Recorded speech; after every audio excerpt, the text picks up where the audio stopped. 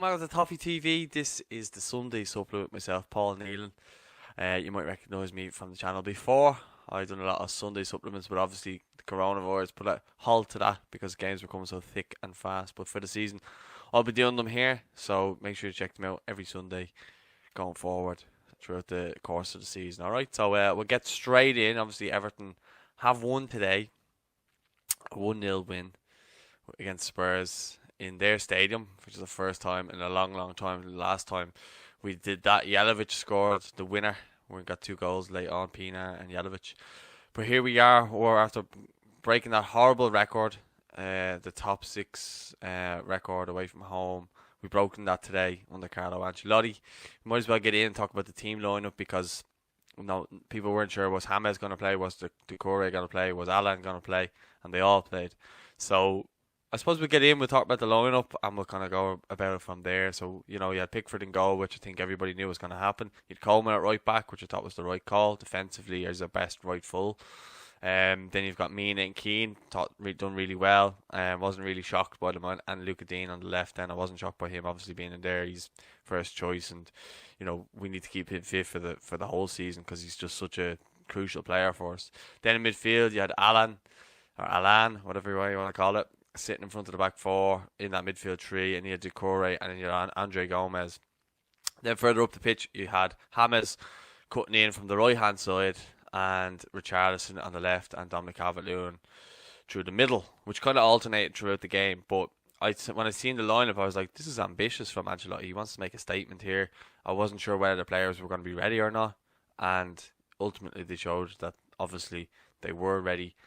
More than ready even, because they went out and they put on an unbelievable performance. Starting off the game, we were good in possession. We kept it tight. We didn't really give them anything.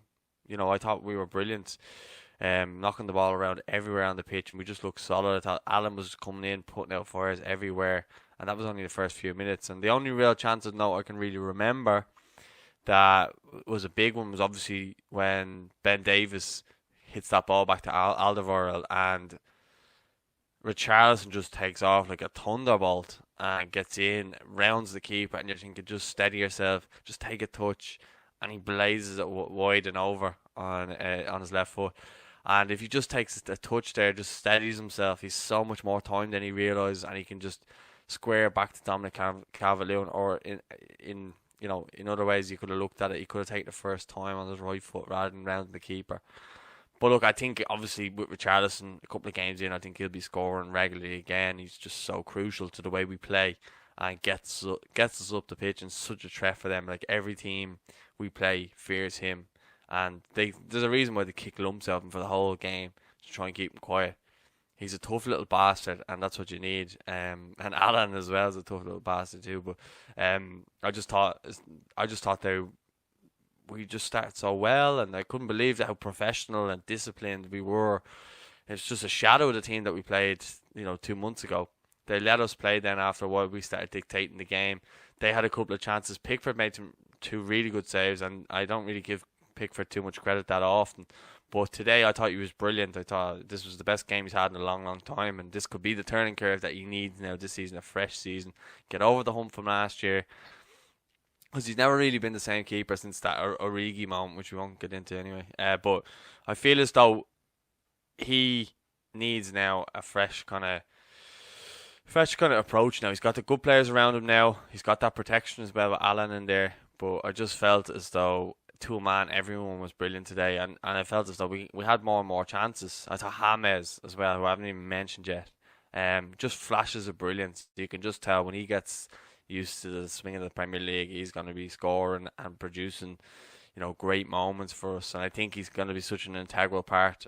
We obviously still need to buy more players. I'm not happy with just the recruitment we have, but the 3 midfielders that he's brought in, or you could class James as a winger now, but just the energy in the midfield, and Alan just looks so much better than Ghana, like, in terms of he gets the ball, he gives it, he doesn't have a heavy first touch when he gets the ball like Ghana used to do. But Ghana was brilliant at just breaking up play, but Alan he actually gets the ball and gives it out simple, and he can pick out pass too. There was times where he was whipping balls out to the wings and stuff like that never looked like they were on. He looks like a fabulous player and one that went under the radar. Now maybe I might be getting carried away after one game, but we will see how that kind of plays out. But today he was brilliant. Decore, energy everywhere, brilliant. Andre Gomez, bit of a mixed bag, and obviously Sigurdsson coming on for him. But I mean, you look at Richarlison and James and Dom. And Dom's goal, I mean, that ball whipped in by Luca Dean and Dom's header. Oh my days, that was delish. That was unbelievable. It was Duncan Ferguson-esque, and it was just something we've been crying out for Dom to get the goals back amongst them, since lockdown, and it didn't go his way, unfortunately. Now hopefully this is just the thing he needs now to just get him up and running for the season. He's got the goal out of the way. He has a little bit of leeway now, but he led the line brilliantly, and I thought he made Alderweireld look amateur for a lot of the game.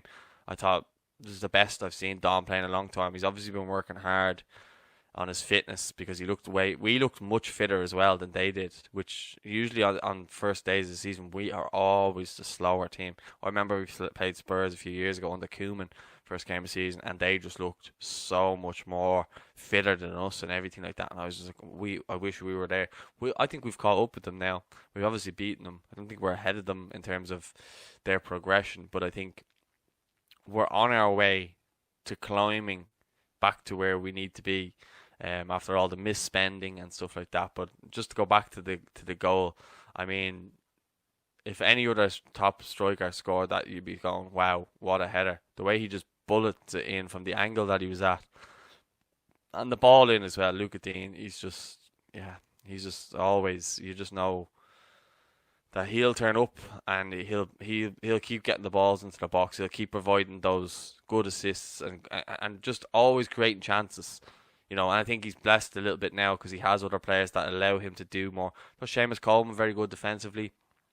When he had to do anything regarding their winger, he was always solid throughout. I thought Keane was very solid at the back, and Yerry Mina as well. And I thought Pickford as well, coming out for balls, coming out and punching it a few times when we needed him to, because a lot of time he lets the defenders deal with the crosses. For him to come and do that, and then at the end when he came to collect the cross, it looks like he has the confidence back, and if he can build on that, then hopefully, the subs then that came on, he had Sigurdsson brought on, and Moise Keane came on just to kind of run down the clock a little bit at the end. I kind of felt a little bit sorry for him, but Dom never really deserved to come off. I would have kept him on. But look, it's a fantastic win. It's a win at their stadium now. It's been a long time. I think we've 5 managers since we last won there. So that just goes to show how hard it is to win there. And we've gone there, we've got the result, and we've set up our standards for the season now, I think. I go back to the game when we played Man United when Fellaini scored first game of the season, and that set us up for the season then. We set a marker, and that's the standard now for the season, I believe. We play Salford now on Wednesday. It's on Sky as well. So it'd be interesting to see what, will he play reserve players? Will he play players like Bernard, Iwobi, these types of lads? Or will he play the full strength team? Because then we play West Brom then after that. So look, it's definitely positive. I can't remember the last time I've done one of these and I've been so positive and happy and watching Everton. I'm just like, oh, this is brilliant to see. And other people giving us credit all online. You just see people giving us credit, and it's not, making us a laughing stock, which is normally the case. We always just do something stupid that makes us look really, really silly. But now, Carlo looks like he's got the recruitment that he wants. And now we need to build on that, and hopefully it's not the last of the players to come in before the end of the transfer window.